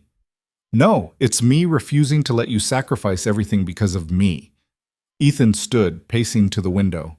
Outside, the city was gray and cold, matching his mood perfectly. When I took this job, it was supposed to be temporary, a way to pay the bills until I figured out what I actually wanted to do with my life. And then I got promoted, and I was good at it, and I thought, maybe this is it. Maybe I found something that matters. It does matter. But not as much as you. He turned to face her. You matter more. Noah matters more. And if transferring means we get to keep trying, then I'll do it. Olivia's eyes filled with tears. You mean that? Yeah, I do. She crossed the room, wrapping her arms around him, and Ethan held her tight, breathing in the scent of her shampoo and trying to memorize the feeling of her against him. I love you, she whispered into his chest. I love you. Monday morning, Olivia walked into the board meeting with her head high and her statement prepared. Ethan wasn't there. He'd agreed it was better if she handled it alone, but she texted him updates throughout. They're not happy. Margaret is making everything difficult, still fighting. And then, 2 hours later, it's done. They accepted the terms. You'll need to meet with HR this week to finalize the transfer, but we did it. Ethan stared at the message, relief flooding through him. You did it. We did it together. He was smiling when Noah came running into the kitchen, already dressed for school. Dad, I'm ready. Can we go see Miss Sterling this week? Yeah, bud, I think we can. The transfer happened quickly.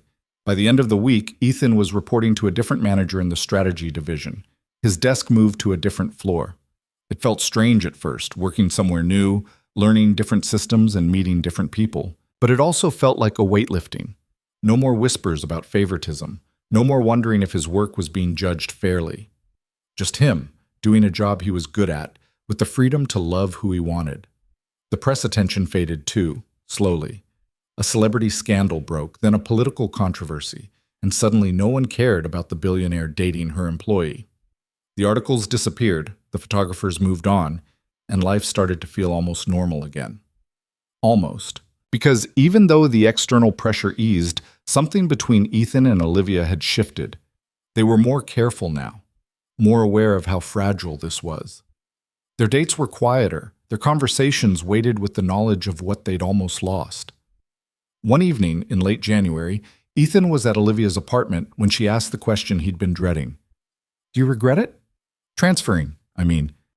They were on her couch, Olivia curled against his side, some documentary playing on the TV that neither of them was watching.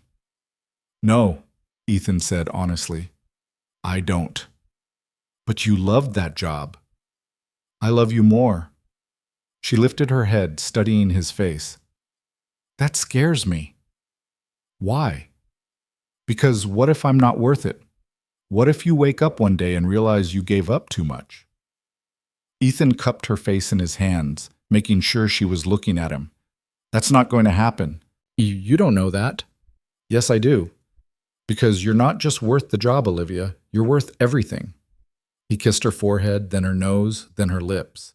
And I'd make the same choice 1,000 times over. She kissed him back, deep and desperate. And when they finally pulled apart, she was crying again. I don't deserve you. Too bad. You're stuck with me. She laughed through the tears, burying her face in his chest, and Ethan held her close, feeling the steady beat of her heart against his. They'd survived the worst of it. the judgment, the pressure, the impossible choices. And they'd come through it together.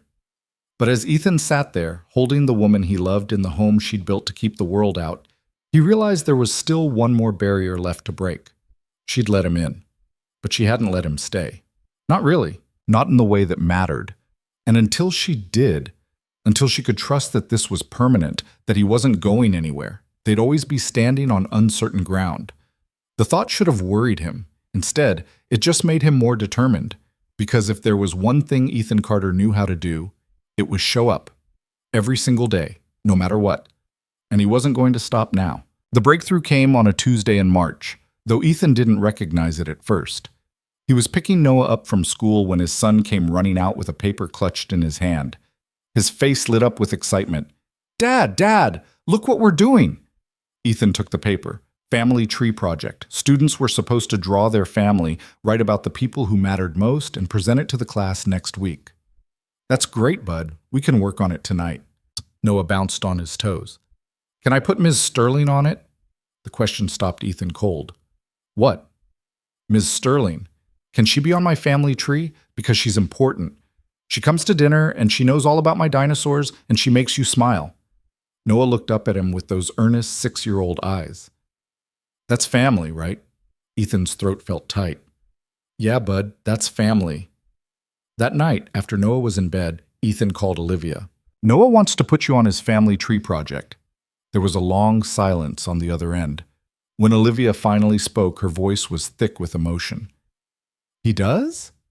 "He said you're important, that you make me smile." Ethan paused. "He's not wrong.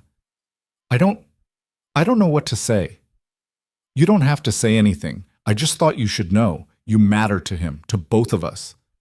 Another silence, and then, so quietly he almost missed it, "You matter to me too. More than I know how to handle sometimes. We'll figure it out. You always say that. Because it's always true." When they hung up, Ethan sat in the dark living room for a long time, thinking about family trees and what it meant to belong somewhere. To someone. The next Wednesday, when Noah brought his completed project to show Olivia, she cried. Right there in her office, looking at the construction paper tree with Noah's careful printing and stick figures, she put her hand over her mouth and tears spilled down her cheeks. Noah looked worried. "Did I do something wrong?" "No, sweetheart. You did everything right." She crouched down, pulling him into a hug. "Thank you for including me." "You're welcome.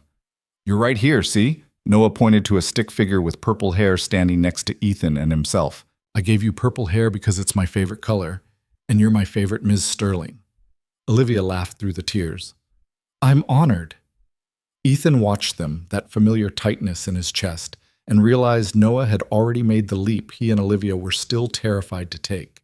In his 6-year-old wisdom, he'd seen what mattered and claimed it without hesitation. Maybe it was time the adults did the same. That weekend, Ethan took Olivia to the park. The same park where he'd first seen her standing at the window, watching couples with that expression of loneliness. It was spring now, the trees budding green, the air warmer, and the benches were full of people enjoying the Saturday afternoon. They walked slowly, Noah running ahead to the playground while Ethan and Olivia followed. "He asked me something yesterday," Olivia said suddenly. "Yeah? What?" "If I was going to be his mom." Ethan stopped walking. "What did you say?" I said I didn't know. That it was complicated." She looked at him, something vulnerable in her expression. "Was that the wrong answer?" "I don't know if there's a right answer to that question." He seemed okay with it. Said his friend Emma has 2 moms and 1 dad because her parents got divorced and remarried, so he thought maybe he could have a mom too if I wanted to be. Olivia's voice cracked. "And the thing is, Ethan, I do want to be, but I'm terrified I'll be terrible at it." "You won't be. You don't know that." "Yes, I do. I've watched you with him for months. You're already halfway there." They reached a bench and sat down, watching Noah climb the jungle gym with the fearless confidence of childhood. Olivia was quiet for a long time, her hands clasped in her lap. "My mother used to tell me I was too selfish to be a parent," she said finally. "Too focused on my career, too unwilling to put someone else first." She said it like it was a character flaw, something wrong with me fundamentally. "Your mother was wrong." "Was she?" I built an empire, Ethan. I chose success over relationships, money over connection. I don't even know what a normal family looks like. Ethan took her hand, lacing their fingers together. You think I do? Sarah left because I couldn't give her the life she wanted. I work too much, I overthink everything, and half the time I'm convinced I'm screwing up Noah beyond repair. But I show up anyway, every day. And you know what? That's all any of us can do. What if it's not enough? It's always enough. He squeezed her hand. You want to know what I see when I look at you? I see someone who keeps candy on her desk for a kid who isn't even hers. Someone who gave up her entire Friday night to help Noah build a volcano for his science project. Someone who learned the names of every single dinosaur so she could have actual conversations with a 6-year-old. He turned to face her fully. That's not selfish, Olivia. That's love. She was crying again, silent tears sliding down her face. I'm so scared of losing this, of losing you. You're not going to lose me. People leave. They always leave. I'm not people. I'm the guy who's been showing up for months, who transferred jobs so we could be together, who's sitting here telling you that I'm not going anywhere. He wiped her tears with his thumb. I love you, and I'm not leaving. She kissed him then, desperate and urgent, her hands fisting in his jacket like she was afraid he'd disappear if she let go. When they pulled apart, she was shaking. I love you too, so much it terrifies me. Good. Be terrified with me. They sat there for a while, holding each other on a park bench while Noah played, and Ethan felt something shift. Not fixed, not perfect, but closer to whole than either of them had been in a long time. The conversation with Noah happened that night, after dinner and bath time, when Ethan sat on the edge of his son's bed for their usual good-night ritual. Can I ask you something, bud? Sure. How would you feel if Ms. Sterling was around more? Like, a lot more. Maybe even living with us? Noah's eyes went wide. Like, here? In our apartment? Eventually, yeah. Or maybe we'd get a bigger place, all three of us. Noah thought about this with the gravity of a Supreme Court justice. Would I have to share my dinosaurs? Only if you wanted to. Okay, then yes. Ethan blinked. That's it? Just yes? Dad, I already told you, Ms. Sterling is family. Family lives together. That's how it works. The simplicity of it made Ethan's chest ache. You're pretty smart, you know that? I know. Noah yawned, snuggling deeper into his blankets.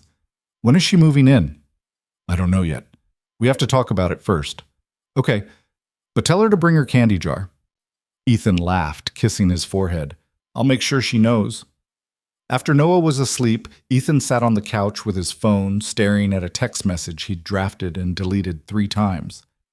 We need to talk about the future, about us. It felt too formal, too ominous. He tried again.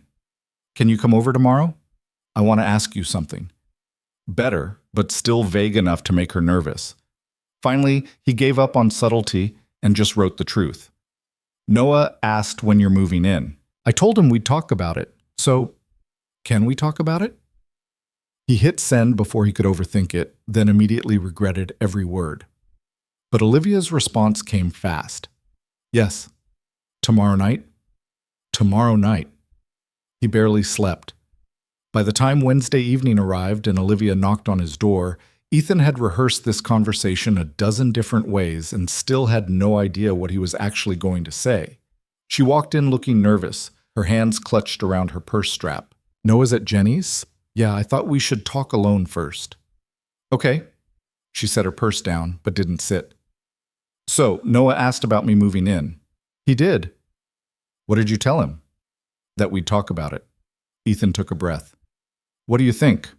About moving in, I mean. Olivia looked around the small apartment, at the photos on the walls and the toys scattered in the corner and the life Ethan had built here. This is your space, yours and Noah's. I don't want to intrude. You wouldn't be intruding. You'd be coming home. Her breath hitched. Ethan, I know it's fast. I know we've only been together a few months, but I also know that I love you and Noah loves you, and when you're not here, this place feels empty. He stepped closer, taking her hands. I'm not asking you to give up your penthouse or your life.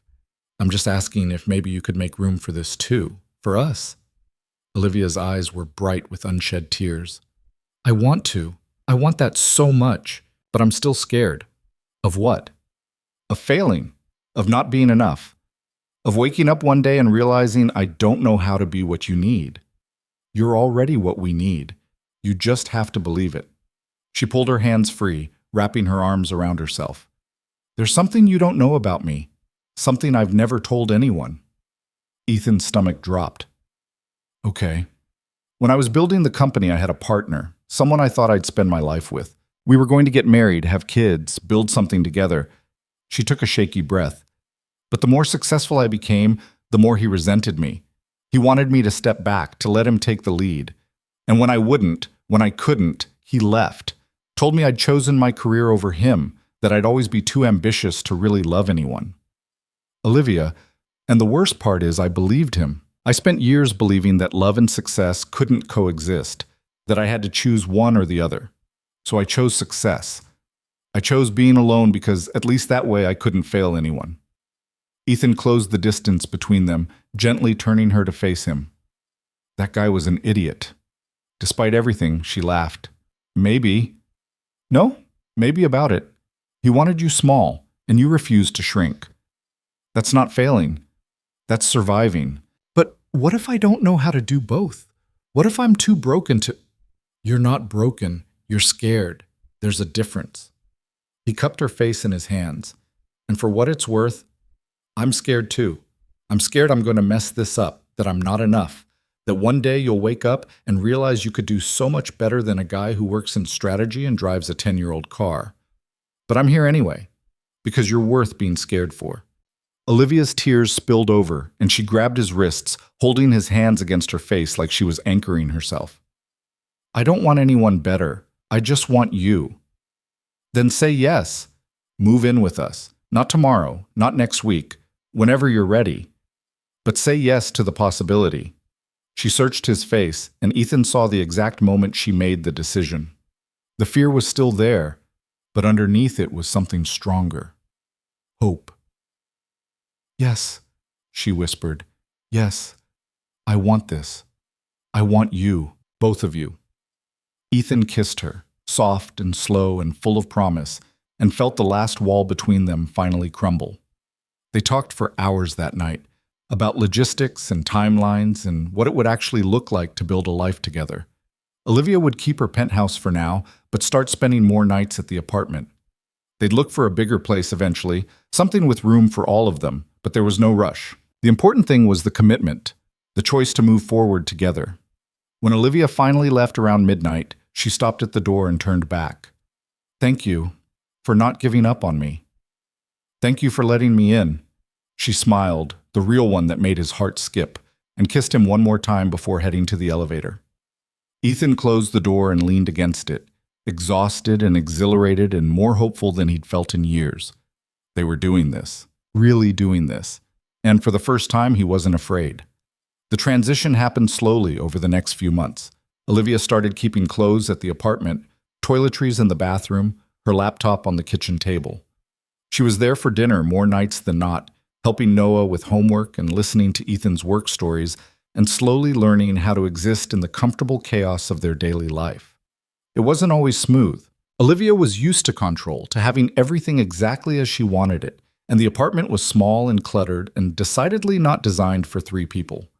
She and Ethan had their first real fight over the thermostat.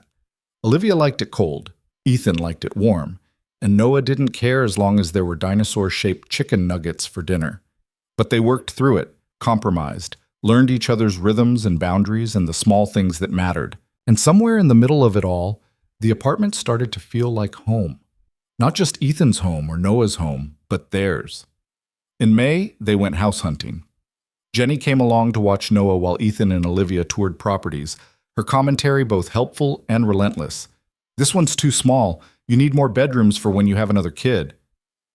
We're not having another kid, Olivia said automatically.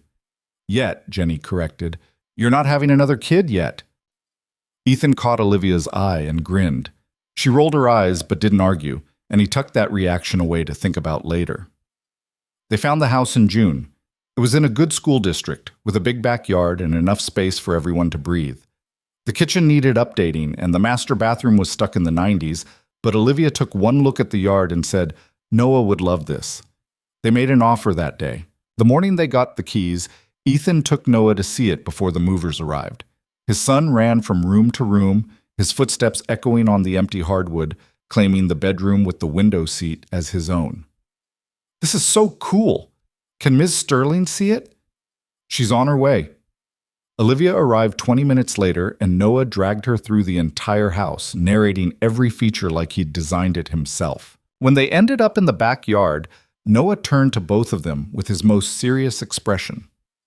So, are you guys going to get married? Ethan nearly choked. Olivia went perfectly still. Noah? What? Emma's parents got married before they lived together. I thought that's how it works. Every family is different, bud. There's no one right way. Noah considered this. But are you going to? Ethan looked at Olivia, saw the panic and hope warring in her expression, and made a decision. Do you want us to? Duh. Then Miss Sterling would really be my mom, not just kind of my mom. Olivia's eyes filled with tears. She crouched down, taking Noah's hands. Would that be okay with you, if I was really your mom? I already told you, your family. That's what matters. She pulled him into a hug, and Ethan watched his son wrap his arms around the woman he loved, both of them holding on like they'd found something precious. That night, after Noah was asleep in their old apartment for the last time, Ethan found Olivia on the couch, staring at nothing. You okay? He wants me to be his mom. He does. I don't know how to be someone's mom, Ethan. What if I'm terrible at it? You won't be. You keep saying that. Because it keeps being true. He sat beside her, pulling her close. You want to know something? Sarah used to tell me I was too cautious, that I overthought everything and never took risks. And she was right. I spent years playing it safe, doing what I was supposed to do instead of what I wanted. And now? Now I'm taking the biggest risk of my life. Choosing you, choosing this, believing that we can build something real together.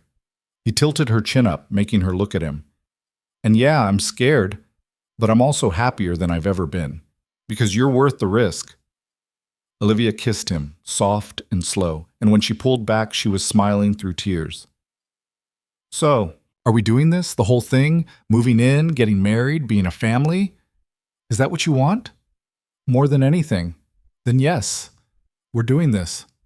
She laughed, the sound bright and surprised, and kissed him again. And this time there was no fear in it, just joy. The proposal happened 3 weeks later, though not the way Ethan had planned. He'd bought the ring, had the whole thing scripted, dinner at the restaurant where they'd had their first date, a speech about finding her when he wasn't looking, getting down on one knee in front of the park where it all started. But Noah ruined it, in the best possible way. They were unpacking boxes in the new house, Noah helping put books on shelves while Ethan and Olivia assembled furniture. And out of nowhere, Noah said, Dad, when are you going to give Ms. Sterling the ring? Ethan dropped the screwdriver. Olivia's head whipped around. Ring? Noah, what? I saw it in your drawer when I was looking for batteries. It's really pretty. Is it for Ms. Sterling? Ethan closed his eyes, his carefully planned proposal crumbling around him. When he opened them, Olivia was staring at him with an expression he couldn't quite read. You bought a ring. I did. Were you going to ask me? I was planning to. I had this whole thing worked out. Forget the thing. She stood up, crossing the room to stand in front of him. Ask me now. Now! In the middle of now. Ethan looked at Noah, who was grinning like he'd just won the lottery, then back at Olivia. Her eyes were bright, her expression open and hopeful, and so full of love it made his chest ache. He didn't have the ring, didn't have the speech, didn't have anything except the truth. Olivia Sterling, will you marry me? She laughed, tears streaming down her face. Yes, of course, yes. Noah cheered, Ethan kissed her, and somewhere in the chaos of unpacked boxes and half-assembled furniture, they became engaged. It wasn't perfect. It wasn't what Ethan had planned, but it was exactly right. The wedding happened in September, small and private in the backyard of their new house. Just family and close friends, Jenny crying through the entire ceremony, Noah serving as ring bearer with the kind of seriousness usually reserved for presidential inaugurations. Olivia wore a simple white dress and smiled more than Ethan had ever seen her smile. When the officiant asked if she took Ethan to be her husband, she said, "I do," like it was the easiest answer she'd ever given. And when it was over, when they were officially married and kissing in front of everyone they loved, Ethan looked at his wife, and saw the woman who'd been standing alone at that window, longing for connection. She wasn't alone anymore. None of them were. 6 months later, on a cold February afternoon, Ethan found himself back in the same park where everything had started. Olivia was beside him, bundled in a coat and scarf, watching couples walk past with that same wistful expression. But this time it was different. This time when she looked at him, she smiled. "You know what I was thinking about that day, when you caught me staring out the window?" "What?" "I was thinking that everyone else got to have this. Connection, partnership, love. And I was thinking I'd traded it all for success and I'd never get it back." She took his hand, squeezing gently. "I was wrong. You didn't trade anything. You just hadn't found the right person yet. And you're the right person? I'm your person. There's a difference." She kissed him right there in the park where it all began, and Ethan felt the weight of their journey settle around them. The fear, the fights, the impossible choices, and the brave ones. The way they'd chosen each other over and over, even when it was hard. Especially when it was hard. "Thank you," Olivia whispered against his lips, "for seeing me that day, for not walking away. Thank you for letting me stay." They sat on a bench, watching the park fill with people, and Ethan thought about the key he'd given her last month. Not to the house, she already had that, but something else, a symbol. He'd found it at an antique shop, an old brass key that didn't open anything anymore. He'd had it engraved with a single word, home. And when he'd given it to her, explaining that home wasn't a place but a choice, a promise to keep showing up, she'd cried and laughed and called him sentimental. Then she'd put it on a chain and hadn't taken it off since. That key represented everything they'd built, not just the house or the marriage or the life they were creating with Noah, but the choice to be vulnerable, to trust, to believe that love was worth the risk. Some people spent their whole lives building walls to keep the world out. Ethan and Olivia had spent theirs learning to tear them down. Not perfectly, not smoothly, but together. And in the end, that was all that mattered. Noah ran up to them, his cheeks red from playing, and launched himself at Olivia. "Mom, did you see how high I climbed?" Olivia caught him laughing. "I saw. You were incredible." "Can we get hot chocolate?" "Absolutely. But first," she looked at Ethan, that familiar warmth in her eyes. "First, let's go home." They walked together across the park, the three of them, and Ethan looked back once at the bench where a billionaire had once stood alone, longing for something she thought she'd never have. She had it now. They all did. And it was better than anything they could have imagined. Because the truth was, love wasn't about being perfect. It was about showing up, being brave enough to let someone see you, all of you, the broken parts and the scared parts, and the parts that didn't know how to do any of this. It was about choosing each other every single day, even when it was hard, especially when it was hard. Ethan had learned that from a 6-year-old who understood family better than most adults. Olivia had learned it from a man who'd refused to let her stand alone. And together, they'd built something neither of them had thought possible. A home, a family, a love strong enough to weather any storm. As they walked through the gates of the park, Noah between them holding both their hands, Ethan felt the weight of their story settle into something peaceful. Something complete. This was what mattered. Not the money or the success or the opinions of people who didn't know them, just this.